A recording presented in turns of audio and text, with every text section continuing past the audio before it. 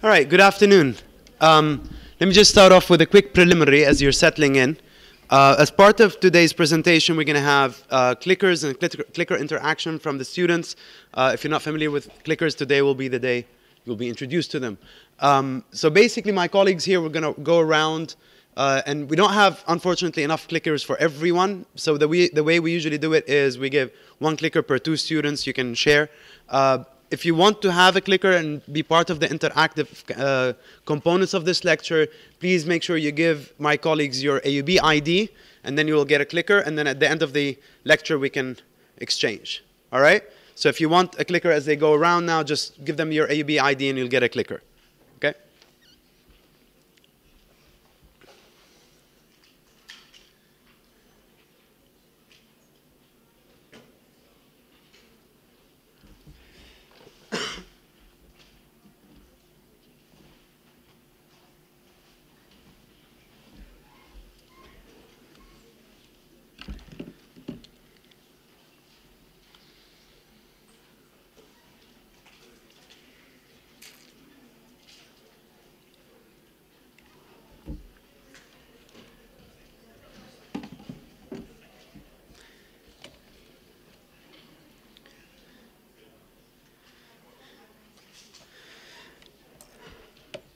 So as that's being handled, and the distribution of the clickers, I mean, just want to start with some additional preliminary notes.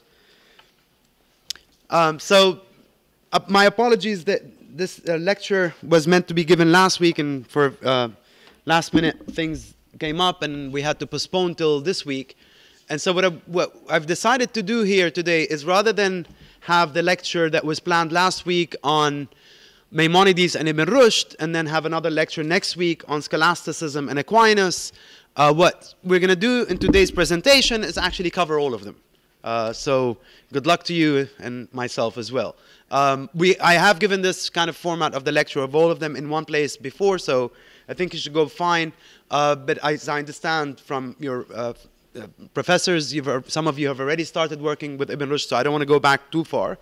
So today what we're going to be doing is using the general headline of Scholasticism or medieval synthesis as the guiding, if you wish, theme for our presentation here today. And within that context, we will cover Ibn Rushd, some things about Ibn Rushd, the Maimonides, as well as our third author, Aquinas. So I want to start out by making this very, very clear. The term scholasticism does not accurately apply to Ibn Rushd and Maimonides, right? It actually very accurately applies to Thomas Aquinas, but it's not proper. It's not fully academically proper to say that Ibn Rushd and Maimonides can be read within the context of scholastic thought. However, they are both great influencers of scholastic thought. And what they were trying to do in their own philosophies, be it Ibn Rushd or Maimonides, certainly had a great influence on the development of scholastic thought and scholasticism, as you will then encounter with Aquinas. And so in that context, we can certainly treat the three togethers under what I'm calling here the medieval synthesis, right? And so that will be our focus for today's presentation. I want to start off by saying a few words about the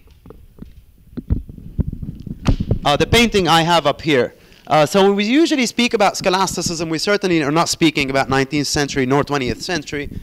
This is a painting from the late 19th century by Ludwig Seitz. But it's a great, I think, snapshot. It's a great one-place presentation where you can capture what we speak about when we say medieval synthesis, right? And it's a synthesis of faith and reason. It's a synthesis of the religious tradition with a philosophical tradition, specifically Aristotle, as you'll see, specifically Aristotle.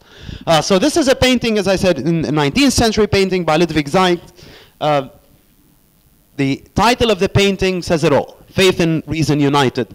And what you have here on my left hand, your right hand, you have reason, right? The personification of reason, sitting down having a lovely debate with the personification of faith, and with the following inscription by Pope Leo XIII, right above it. You can't see it in Latin. And what the inscription says, the splendor of divine truths received into the mind helps the understanding, right? The idea that divine truth or religious revelation received in the mind, this is the rational component of the synthesis, helps the understanding. Also of interest for me, this painting as a background for today's lecture is the grayscale characters you have on both sides. So behind reason on that side and behind faith on this side, it's actually the same character. And this is a personification of Thomas Aquinas, right? One of the authors we'll be covering today, and you will be covering in your readings over the next few weeks. And Thomas Aquinas is here represented sitting down teaching on both sides, behind reason and behind faith.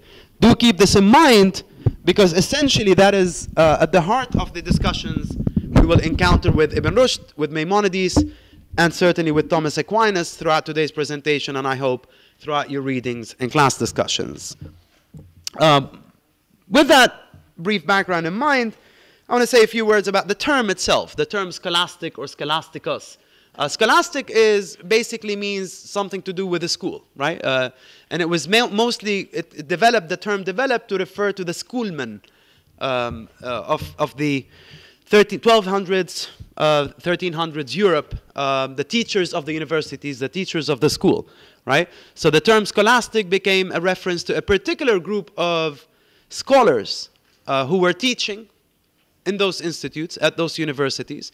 And if you wish, at the heart of their teaching is what I already referenced as the medieval synthesis, the synthesis between philosophical reasoning and religious truth, right? And the idea that the best way to enlighten one's faith, the best way to enlighten one's revelation or understanding of revelation, also as Pope Leo XIII has says, is to receive them into the mind, right? Reasoning.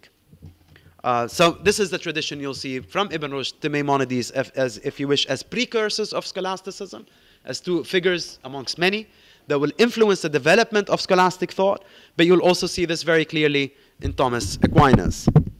I also have to say, as a note of introduction, that scholasticism is not generally positively evaluated. Scholasticism, particularly in the age of Renaissance, moving into what we call the age of reason or the age of modernity, down to our times, usually has a very negative evaluation given to it, right? And so here's one, for instance, from Laurentius Valla, who says, the superstitious and senseless race of professors, the schoolmen, who make their pupils swear never to contradict Aristotle. This is his definition of scholastic philosophers, including some like Ibn Rushd and Thomas Aquinas.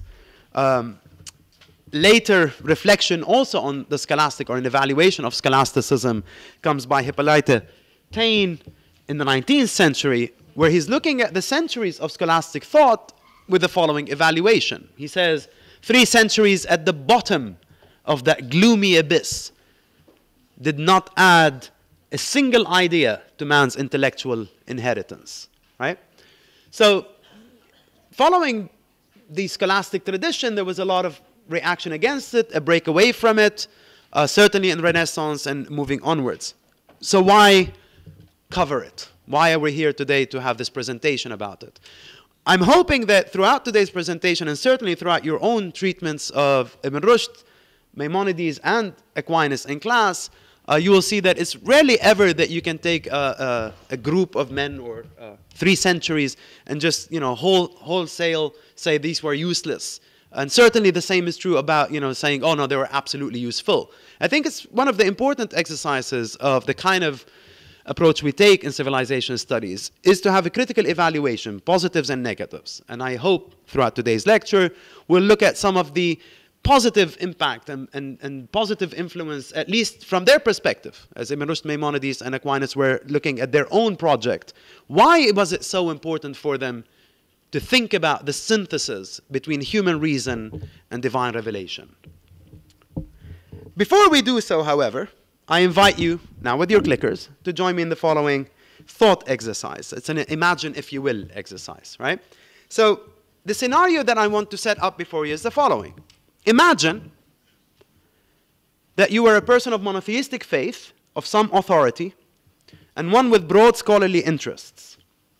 And imagine that you were informed of the recent discovery of a corpus of works, a large body of works, books and texts and whatnot, in a language of times past, And that the suspicion is that this corpus of works may hold much of the wisdom of the past.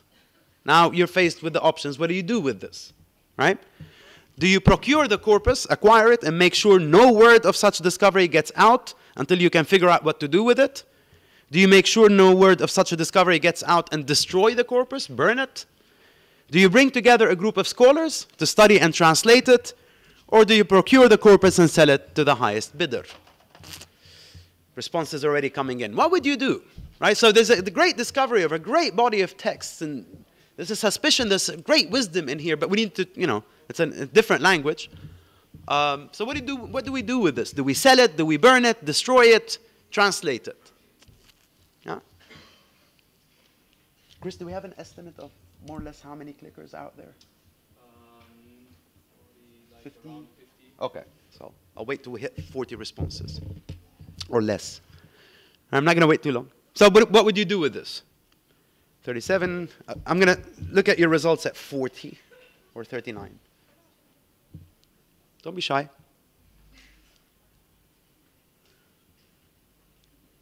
All right, then. 38 is good. Ooh, look at that. So 8% would go, shh. Don't tell anyone about this discovery. All right. Keep it to yourself. 3% would destroy it. That's true human wisdom. 87% would procure it, get a group of translators and start translating it. Good. And 3% are, I guess, business students. No, I'm sorry. That's a bad joke. I shouldn't say that. Just sell it, right? Sell it to the highest bidder. Sorry. That was really bad. I take it back. All right, fine. So let's go with the majority. Let's go with the 87% and say, all right, great. Let's translate this work. Right? But something interesting happens. As we translate the work, and the more we translate, the more we realize, or at least feel, that the content of the work stands in many ways against the accepted beliefs and traditions that we have. And that perhaps at some level, the more we translate, the more we open up this corpus, we may come across certain opinions and ideas and beliefs that may threaten our widely accepted worldview. Now what do we do?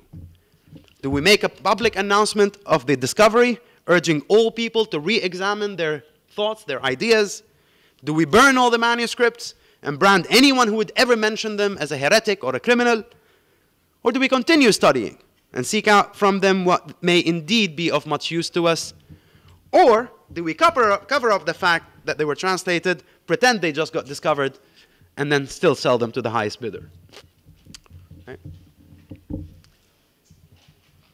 Okay, so it's a delicate situation now. At first, it was a novelty. It was a great thing we've discovered. And, yes, let's translate it.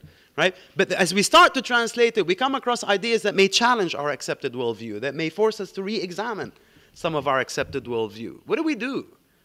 Do we continue? Do we open up this discussion and invite everyone to re-examine their worldviews? Do we burn the books? It's going to be C again? I hope so. A couple of more responses before we move on. All right, we had 38 first time. Let's go, 40 this time. Good. A bit of a shift, but a shift towards a more publicizing the discovery, right? So we have less in translation, but more in terms of actually making this an open discovery. Don't hush it up. On the contrary, invite everyone to re-examine. Very 21st century of you. Bravo. Right? No one wants to burn the manuscripts anymore. That's good, because 3% wanted to do that the first time around. The interest in studying, of course, continues. And a bit more people were convinced that now it's worth a bit more to sell it. So, 5% now are willing to sell it. Fine. Business-minded. Why not? Entrepreneurship. I like that. This is 21st century thought. And, of course, I say, of course, maybe not. But generally, yes, we'd imagine that's what we'd want to do with a discovery of that sort. But the exercise you just went into is actually about 900 years old, because that was more or less the situation in the 12th century, or 11th century, actually, Spain, in Toledo. That is actually what happened. So if you're not familiar, I don't want to go back too much into historical background. There's much to cover with you today. But basically, in the mid 11th century, the mid-1000s, begins the reconquest of Al-Andalus, the reconquest of Spain from the European side, where, of course, Al-Andalus and Spain were part of the Arab Islamic Empire. So this is the beginning of the reconquests. And in one of the reconquests, they came to Toledo, and they discovered in a library an immense amount of manuscripts and works which the representatives of the European culture here, they had thought were lost.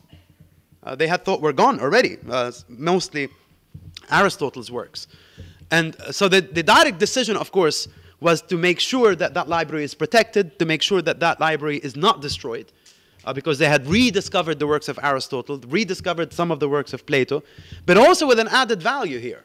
Not only did they rediscover the works of Aristotle and Plato and others, but they now also have with them the commentaries and translations of people like Ibn Rushd, like Ibn Maymun, Musa, Maimonides, you're going to be reading, as well as many, many others, Ibn Tufayl, Ibn Baja, etc. So here was a great storehouse of wisdom they had assumed was lost at one point.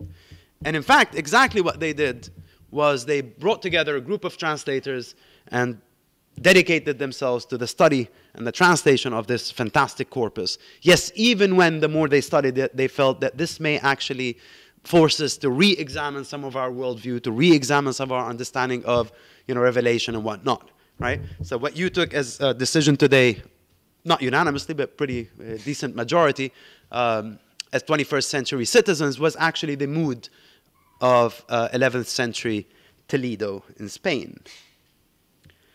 That, of course, as usually happens in such moments of history, and we do call it the Toledo event, actually, opens up almost a snowball effect, right? So it begins, courtesy of Google Maps, begins somewhere there in Spain, the discovery and the translation, but it doesn't stay there. It starts to move around, right? People up in southern Europe, north of Spain, hear about this great discovery. And they want to be part of it, and they come down and study and take up some of the manuscripts and study. Some great work took place in Marseille, for instance. And then it continues. And one of the, in some sense, you could say it culminates in Palermo, in modern-day Sicily, in Palermo, where William of Moerbeke finally completed the translation of all of Aristotle's works. And William of Moerbeke is thought to be a close acquaintance, at least, if not a friend, of Thomas Aquinas. So you have a whole movement, almost a snowball effect. It also goes up north, by the way, to, modern day, what you might call, England. And but a different story was unfolding at that level. And what is really interesting in this movement, by the way, is that the centers of translation coincide with centers of coexistence, right? So Andalus in general, Spain, Toledo, Carthage, Cordoba were areas of coexistence in the sense the three monotheistic faiths were all represented, they were all there, and they all were involved in this study. Likewise, in Palermo, it was one of the more friendly places for coexistence, if you wish, right? So this becomes a big movement across Europe. It begins with the Toledo event, but it goes all the way forward, and it has a huge impact on what we set out today by calling the scholastic tradition, right? Particularly as you'll see with Thomas Aquinas. So a question now about that movement. Who do you think, if you were to take a wild guess, and that's fine, we're in the business of guessing today. If you were to take a wild guess, who would you think was the main drive and engine behind the translation movement in Toledo, what we're calling the Toledo event? Who was the main person or group of people who pushed for this? Was it the common people of Toledo? Was it the political powers of Toledo? Was it the Archbishop of Toledo? Or was it the scholars and schoolmen of Toledo? As the main people who pushed for this translation movement, the main people who said, we must do this, people or person?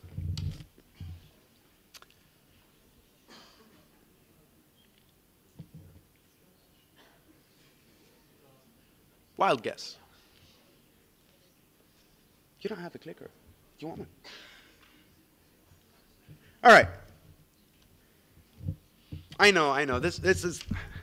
If this was an MCQ and an exam, you'd hate me because it's a trick question, right? It's understandable you'd go for D because we've been speaking about the scholastic and the schoolmasters. But as I said, the Toledo event leads to the development of the schoolmasters and the schoolmen. So they're not here yet. Sorry. Yes. The common people of Toledo, yeah, we wish. That's going to take a while. Even the common people nowadays, I'm not sure their influence. Political powers of Toledo, one would imagine, but I like that you gave them a low score. It was, in fact, the Archbishop of Toledo, right? Archbishop Raymond. And the reason I want to make this point and insist on it, we have a general tendency to think of the past, of the antagonism, of the animosity of religious institutes and science and philosophy and studies. Absolutely the contrary, right? Every great university that you can mention nowadays in Europe and AUB was begun by religious missionaries, right? You are aware AUB was begun by religious missionaries, right? Sorbonne, Cambridge, Oxford, right? University of Milan.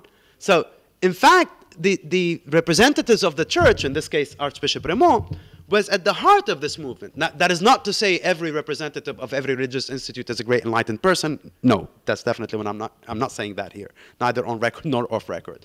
But in this particular case, it was exactly the Archbishop who recognized the absolute value of these manuscripts and recognized the absolute importance and need to translate them, study them, and yes, enlighten the worldview of the time.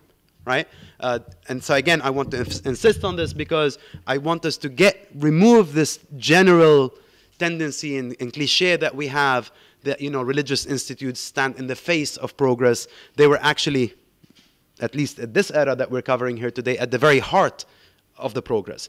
When we think of Ibn Rushd, Abu al-Walid Ibn Rushd was a religious scholar, a religious qadi, and yes, a philosopher.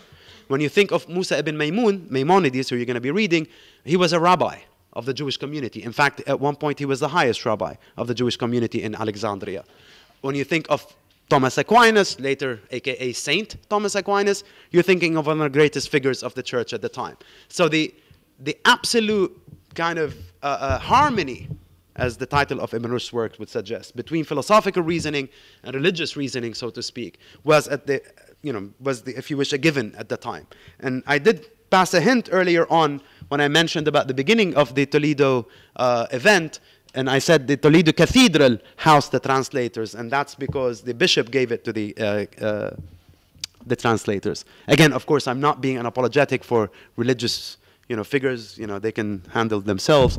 But I do want to insist on, when we speak about the medieval synthesis, particularly the medieval synthesis, we are in fact speaking about a great role for the religious institute in bringing in these newly rediscovered philosophical manuscripts and mindsets.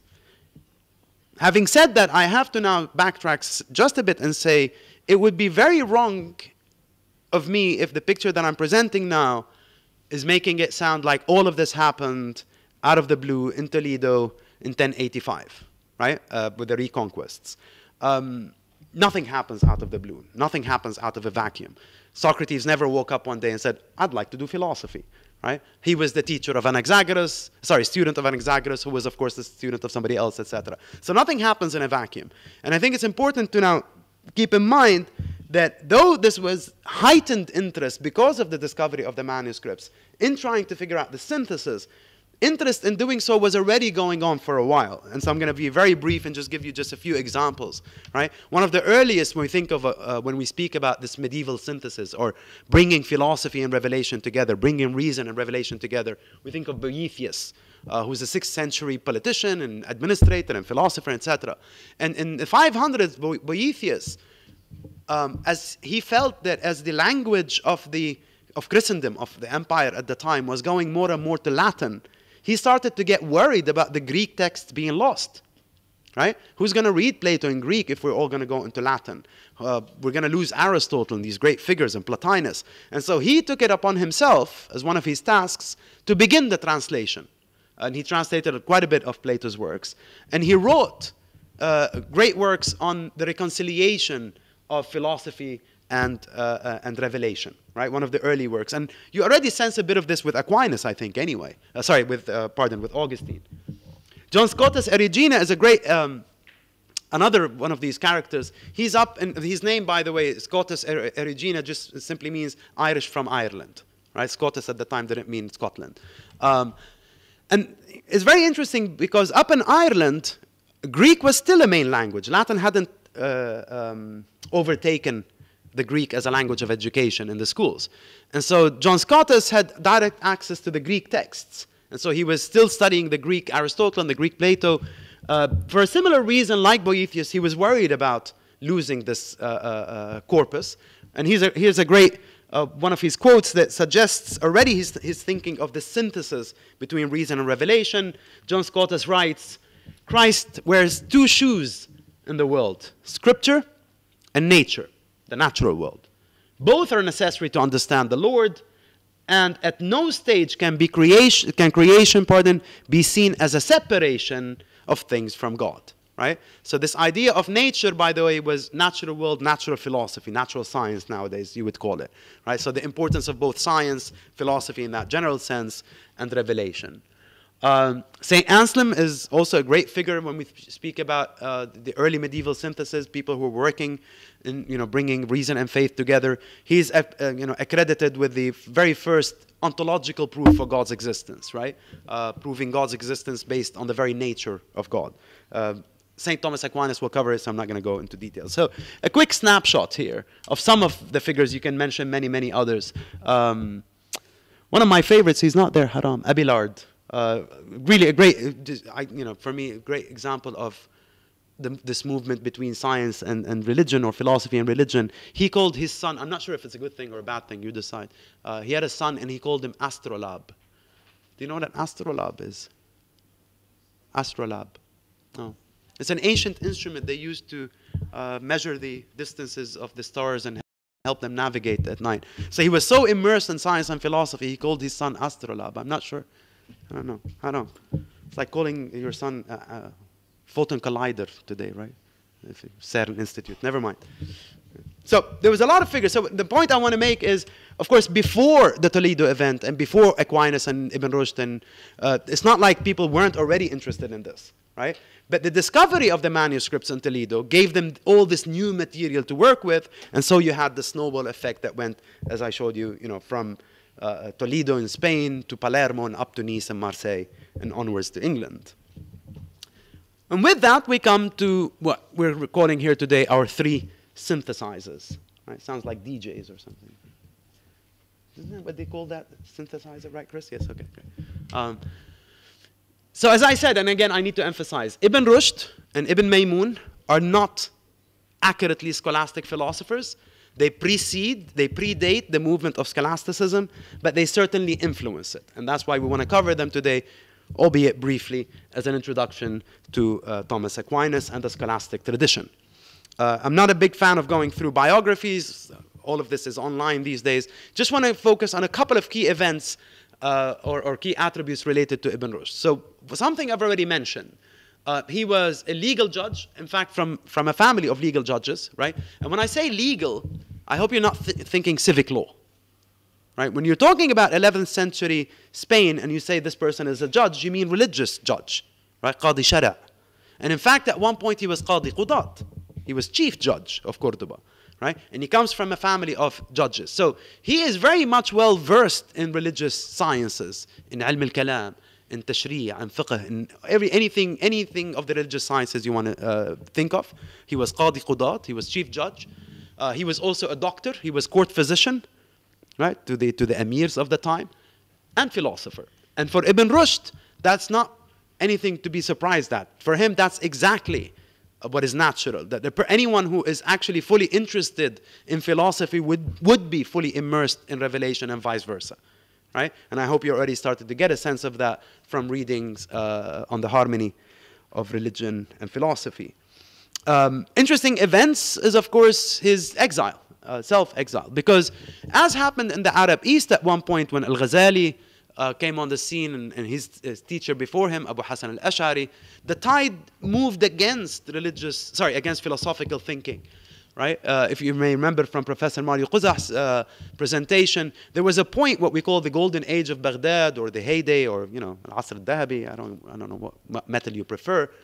There was an age where there was this kind of peak in the study of science and philosophy, the translation of sciences and philosophy from the Greeks, from the Indo-Persians, Indo-Asians, all that was taking place in Baghdad.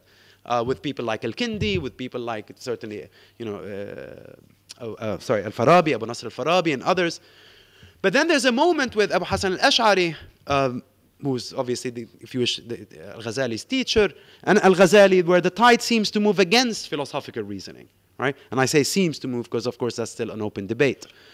And then, if you wish, you can pan your camera over to North Africa and Andalus and see a different picture. There you can see the thriving of philosophical thought and tradition, scientific investigation, right? And very much like the heyday of Baghdad, when that used to happen, fully supported by the powers to be, right, the caliphs.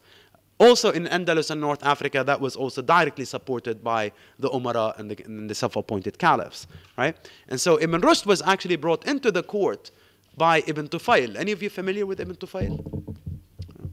Yeah, sorry. Lovely character of the time. Just to give you an idea of how philosophy was institutionalized, right? Philosophical reasoning. The court of the time, Al-Bilad, had one of its main aims was to draw in, to encourage philosophers to be associated with it, right? What happens later in the Renaissance with painters, for instance, and the Medicis, that, you want this painter to be associated with this prince or king. And Ibn Tufayl, who was a philosopher in his own right, what part of his job was he was like a scout. If you follow football, he was like a scout for new talent, right? And he scouted out Ibn Rushd and invited him to the court because the caliph of the time was very interested in understanding some things related to Aristotle, but he was struggling. And so he asked Ibn Tufayl if he would mind writing a commentary or an explanation to clarify some of Aristotle's arguments and positions. And Ibn Tufayl at the time was immersed in writing his most famous work, actually his only surviving work, Hayy ibn Yaqdhan. So Ibn Tufayl says, I'm kind of busy right now, but I know someone who can help. And so he invites Ibn Rushd. And Ibn Rushd, this is how he joins and becomes really a shining star. So what happens? Exile and dying in exile. What happens is something similar to what happened in the Arab East, if you wish, in the Arab Islamic East after Al-Ghazali. The tide changes. New rulers, new powers of influence in the court. There's a move against this openness in kind of philosophical reasoning. And so Ibn Rushd decides to exile himself. Maimonides also, as you will see, has a very similar fate. Both of them die in exile, self-chosen exile. But he was very influential up to that point. Now, many say that with the death of Ibn Rushd, you have the death of philosophy in the Arab Islamic world, which I think is the stupidest statement anyone can say, sorry. Because, one can never speak about the death of philosophy anywhere. But it certainly takes on new moves, and certainly takes on new forms, and certainly takes on new directions. But this emphasis on the synthesis certainly seems to go, underground, though it flourishes, as you will see, with Thomas Aquinas and the West, right?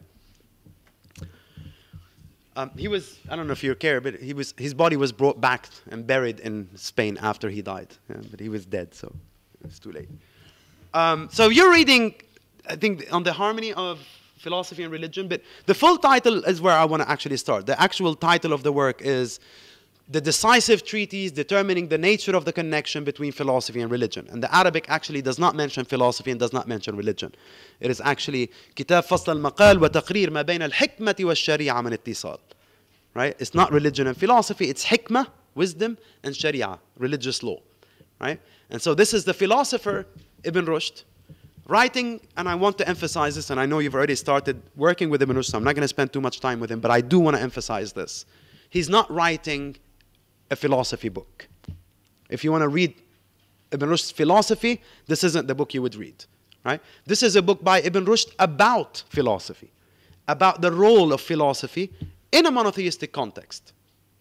Right? So he's actually writing the book more as a qadi, more as a legal judge, than he is as a philosopher. And the questions are very clear in his text. His first question in the text is, what is the attitude of the law, religious law, towards philosophy? Right? So he approaches the issue from the perspective of religious law. And I want to show whether religious law allows it, recommends it, or forbids it. Right? Only if I can answer that question, can then I go on and say, all right, here's how we can benefit from this field. Right? So his initial entry point into this text And his presentation of fasl al-maqal, deciding the nature of the connection between the two, is an approach that is rooted in religious reasoning or religious argumentation.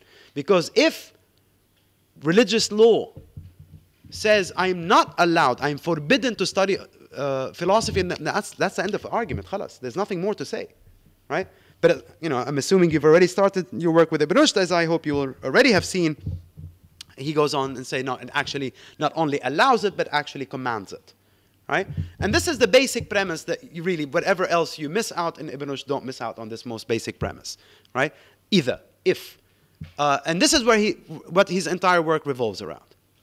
If the activity of philosophy is nothing more than the study of existing beings and reflection upon them as indications of the artisan, premise one, right? If you're familiar with syllogistic reasoning or logic, right? Premise one, premise two, conclusion. Premise one, premise two. And if either the law has encouraged and urged reflections on being, then conclusion, it is clear that what this name signifies, philosophy, is either obligatory or recommended by law. Sorry, commanded by law. Recommended. Good? So the idea is, this is his understanding of philosophy. Philosophy is a study of existing being, mawjudat, right, as indications of the artisan. And if that is what they are, and if the law does command us to do this, then obviously the law commands us to study philosophy. Right? And so he begins with the second premise. Does the law command us to study existing beings? Does the religious law, not civic law, yeah? Does religious law command us to study existing beings? Question to you. Does it? Does religious law command us to study mawjudat wal makhluqat and existing? Yes. Right, don't hesitate. Right? For Ibn Rushd, this is one of the clearest yeses. Right? And he gives, of course, textual evidence. So you see him, he's writing as a legal judge. He's not writing as a philosopher. The evidence he's giving is not from philosophy. Right? From verses of the Quran. Right? He says, clearly God says, reflect, you have vision. It doesn't sound like a suggestion. That's fa'al amr. That's a command. Right? Of course, there are others which are more suggestions. Have they not studied the kingdom of the heavens and the earth and whatever things God has created? Yes, sure, that's more recommendation rather than command. Right? But again, in religious reasoning, if something is both recommended and commanded, which is the higher? The commandment. And therefore, his conclusion is that the study of existing beings, and if that's what philosophy does, therefore the study of philosophy is commanded. مأمور به على جهة الوجوب, is commanded, is not recommended. Right? And, sorry. This is basically the summary of that argument in the opening pages of that work. Right? The idea is, because the law obliges us to study beings, right, and reflect upon them, and because reflection means I use my intellectual reasoning, and because using the intellectual reasoning means I need to know the different forms of reasoning, I need to know the difference between a valid argument and an invalid argument, a sound argument and a non-sound argument, premises, conclusions, that means I need to study the books which tell me how to do that. The books of logic, basically, i.e. Aristotle. Once I've done that, then I can go back to reflect on beings. Right? So, if I am to reflect on beings, in other words, if I am to fulfill the commandment of God, I have to study philosophy. Right? It's almost as if the law commands the study of philosophy as a fulfillment of one of God's commandments. Right? But of course, fear not, because not everyone has to study philosophy. Right? It's for those who can. Right? And I'll leave that more for your class discussions and the details of the sources of error that he speaks about. But I will mention one because I think it's very, very important. One of the critiques against the study of philosophy that was already being raised at the time of Ibn Rushd and certainly later. How can you say that the law commands the study of philosophy when philosophy clearly leads to error? And if you're not convinced that it does, read Al-Ghazali. Right? Ghazali accuses the philosophers of 3 counts of unbelief, right? Remember them? What are they? Right? Or eternal, right? That the world is not created, it's eternal. Not body, very good. Good. That God's knowledge is of universals, not particulars. And Al-Ghazali, Abu Hamid, says, تفضلوا. This is falsafa. Falsafa leads to these conclusions which are clearly in contradiction with revelation. So how can now Qadi Qudat coming along and saying the law commands you to study philosophy? The law commands me to study something that will take me astray? That's just weird, right? But of course this is Abu Hamid. Abu al-Walid. This is Ibn Rushd. So he anticipates, he says, no. See, we have to recognize something very, very important. Yes, is it possible for a philosopher to commit an error? Of course. Does that mean that philosophy is the one in error? Of course not. Because the same question can arise. Can a judge commit an error? Yes. Does that mean Sharia is an error? Can a doctor commit error? Yes. Does that mean medicine is an error?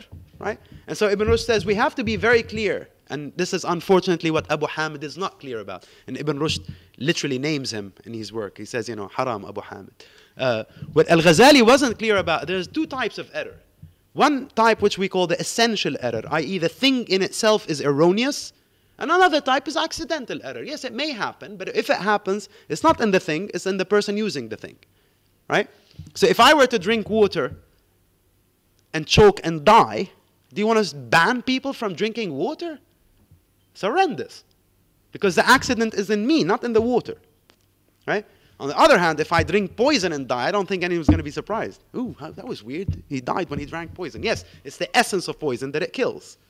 Right? So likewise, Ibn Rushd wants to make this very, very clear. Now, why is this so important? Again, you cannot have a whole tradition. You cannot build a whole worldview that emphasizes synthesis of philosophical reasoning with revelation if philosophical reasoning is essentially wrong.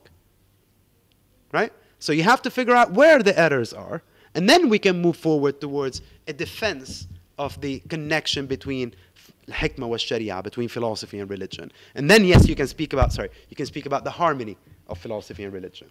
Right? And it's precisely this kind of background that Musa ibn Maymun is coming from. Right? And this is, by the way, this is his handwriting. From the selections you're going to be reading from Musa ibn Maymun. Maimonides, by the way, the Ides means Ibn. So if you've watched the great, brilliant documentary 300, there's Leonidas, and that means the son of Leon. Right? So when I say Musa ibn Maymun, I just mean him. So this is from the Dalalat al-Ha'irin, and it's written in Hebrew characters, but it's actually Arabic. Right? So if you were to read it, it'll be Arabic text. And he was very familiar with Ibn Rushd personally, and also very familiar with Ibn Rushd's works, and he's coming from that similar tradition. Right? Now, I'm going to again start with the title of the work, Dalalat al-Ha'irin, right? The Guide to the Perplexed. Khair, why perplexed? Where's the perplexity? Right? What would cause this perplexity? And Maimonides says what he's addressing, he's actually addressing one of his students who raised this question and many others. That perplexity comes up precisely in relation to the earlier clicker question we had, or clicker exercise. What if when I study philosophy, it starts to seem to contradict what I've been told about revelation? What do I do then? Right? Because on the one hand, I can't really move away from rationality. If this is rational, I have to work with it. On the other hand, if what is rational is starting to sound like contradicting revelation, that's going to confuse me. Right? And so this is precisely what he's addressing. He's addressing how does one make sense of the synthesis between rational truth, rational argumentation, and what seems to be contradictions. Right? What Al-Ghazali, for instance, raised about, these crazy philosophers are going around saying the world is eternal. Right? And Ibn Rushd comes along and says, Habibi, that's not exactly what we're saying, but you kind of missed the point. That's fine. Right? So how do you clarify? Okay? And this is what Maimonides is trying to present here. Okay? The first thing we need to be clear on, says Maimonides, if you want to understand the synthesis between rational approaches, philosophical approaches, and revelation, the first thing we need to understand is what are we talking about? What are we asking? And how much can we expect of philosophical methods in this realm? Right? So first and foremost, he will present to us what it means, not what it means, the absolute necessity of understanding of philosophical language and philosophical knowledge in order to address questions of faith and revelation. So similar to Ibn Rushd. And the illustration that you will be reading, the selections that you will be reading, has to do with trying to understand God. Right? So revelation, of course, here I mean the sacred books or scriptures, whether Judaic, Christian, or Islamic, are full of references to what God is and what God is not, right? So God is just, and God is loving, and God is omnipresent, and God is everywhere. Remember that problem that Augustine also tried to struggle with, okay? So Maimonides says, what does that even mean to say God is? God is whatever attribute you want to give him. Right? Should I even be saying him? I don't know.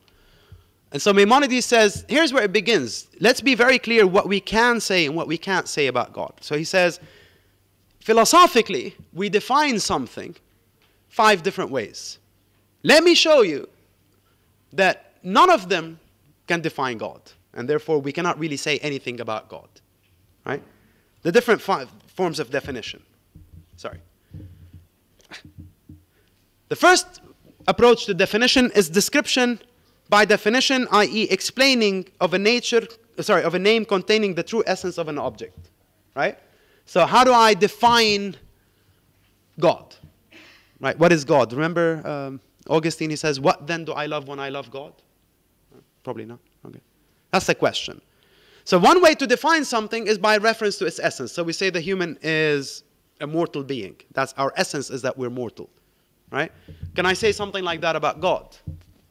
God is God. Yeah? And here's the important problematic here. If I say God is X, whatever X, that means X is independent of God and I'm attaching it to God. Does that make sense? Right? So if I say the chairs you're sitting on are blue, the color is independent of the chair and then is attached to the chair. Right? So if I say God is good, I'm saying goodness is prior to God and then God is good. Right? So there's no way you can define God by reference to his essence. Right? Any understanding of that is wrong. So if I say God is just and I assume that is the essence of God, then we have a problem, says Maimonides. Right? Another approach to definition is by part of the definition. So I said, no, I'm not talking about the thing. I'm talking about part of it. Right? So if I say the human is a rational animal, I'm not defining all aspects of the human. I'm defining that part where that human, hopefully, supposedly, is rational. Right? Now, can I say something similar about God? God is partly, what? Can you partition God? Can you talk about God as parts? Of course not. Because one of the basic premises of monotheism is that God is simple unity, is indivisible, pardon. Right? So that doesn't work. So I'm going through them quickly. A third way of defining something is not by essence, it's by accident, to speak about its qualities. Right? I'm here, you're there, you're tall, I'm not, you're sitting down, I'm standing up. God is what qualities? Of course, you cannot ascribe any qualities to God. Right? So this won't work. Fine. A fourth way to describe things is by reference to others. Right? In my case, I'm Naya's father, you are, I don't know, this person's friend, etc. Again, can you do this? Right? Long story short, none of these approaches can help us define God. Right? There's a fifth approach which is possible, which is to speak about something by reference to its action. So I can't speak about Maimonides, but I can tell you this. Maimonides is the one who wrote the Guide to the Perplexed. But that's not telling you anything about Maimonides. Right? So perhaps I can speak about God in terms of his actions, but that's still not telling you anything about God. That's simply speaking about his actions. Right? What's the point? What is the point of all this? Can't speak about God, this, because if one of the main central questions of perplexity, be they in philosophy or in faith, is trying to understand, again, I take you back to Augustine, what then is the God I love? What then do I worship when I worship God? Because in understanding the divine, I understand my relationship with the divine. Maimonides is saying philosophy will help you realize that you cannot hope to understand the divine in that way. There's other ways to understand the divine, but not that way. Does that make sense? Right? And so he concludes saying, in short, it is necessary to demonstrate. And when I say demonstrate by proof, I mean, again, like Ibn Rushd, why do I need to study philosophy? I need to demonstrate by proof that nothing can be predicated of God that implies any of the following 4 things. Corporeality, right? There's no way I can have a language speak about God that would suggest that God has physicality, corporeality. Emotion, but we say God gets angry. Maimonides says, yeah, no, I mean, not in the way you get angry. Right? Or change or non-existence. In this respect, our knowledge of God is aided by the study of natural science, natural philosophy. Right? So again, like with Ibn Rushd, the centrality of studying philosophy to help me as a means to an end It's not we're not talking about philosophy in itself here, right? How do I benefit from the studies of philosophy in order to answer key questions of faith, right? To help the perplexed, as he suggests. So again, here you see the synthesis, right? We're talking about how does one synthesize certain methods of philosophical reasoning, of Aristotelian philosophical reasoning to be specific, with certain questions of faith and revelation. This is exactly what you will see in Thomas Aquinas. Obviously, time is almost up, right? So just to close very, very quickly, the very method that Thomas Aquinas uses is a perfect illustration of the synthesis. What Aquinas will say is, I have a key set of questions. Right? The key set of questions end with the third one. Right? Does God exist? But I cannot answer you that question unless I've shown you that I can actually answer that question, that it is possible to demonstrate that God exists. That's question number 2. And I cannot do that if you think I don't need to prove it because it's obvious. Right? Because one attitude in religious reasoning is God's existence is self-evident, it's obvious. You don't need to prove God's existence, look around you. Right? He says, that's not a very good argument, says Thomas Aquinas. And of course, he'll show you demonstratively, i.e. using tools of philosophy, he'll show you why that's not a good argument. Right? And the brief of it is, if God's existence is self-evident, how come some doubt it? Yeah, that's an obvious counter-argument. Right? The second counter-argument says, these are objections to him. Right? So in the text, you'll see he uses the terms objections and replies. Objections are not his. Those are objections being raised against him. Right? So a second set of objections against Thomas Aquinas is, fine, okay, God's existence is not self-evident, but guess what? You can't prove it. No matter what you do, you won't be able to prove God's existence. Right? So he addresses them, again, demonstratively, philosophically, to show that it is possible to prove God's existence. Not essence, not what God is, but that God is. Right? Having shown that, he'll move to the third set of questions. Does God exist? And as you will read in Thomas Aquinas, he will give not 1, not 2, not 3, 5 proofs for God's existence. But I want really to leave you with this. None of those proofs alone works, so you can't pick and choose between those 5 proofs. They work together. Right? And those 5 proofs are not modes of conversion, they are modes of conviction. This is a very important point. None of these philosophers are saying, I can philosophically convert you. Right? But I can give you proofs, and I can give you rational argumentation if you already have that faith. Does that make sense? Right? Conversion is a totally different question here. Good? Thank you so much. Thank you. Make sure you give back your the clickers and get back your IDs. It's too much to cover in one. Oh my God. This to put your presentation on there. Very good.